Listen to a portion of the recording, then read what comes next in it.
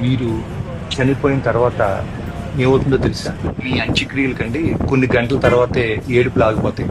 వాళ్ళంతా మీ గురించి మాట్లాడడం మానేసి భోజనాలు ఎలా ఏర్పాటు చేసుకోవాలో దాని గురించి చర్చించుకుంటారు. పిల్లల్లో మళ్ళీ ఆడుకోవడం ప్రారంభిస్తారు. కొంతమంది టీ తాగుతూ బయటికి వెళ్తారండి. కొంతమంది బంధువులు వారి టూర్ ప్రణాళికలు మొదలు పెడతారండి. ఇంకొంతమంది భోజనాల్లో ఉప్పు ఎక్కువైందో తక్కువైందో అని చెప్పి దాని గురించి చర్చిస్తారు. ఏదో ఒక బంధువు అండి పెట్టిన ఖర్చుపై అసంతృప్తిగా ఉంటాడు.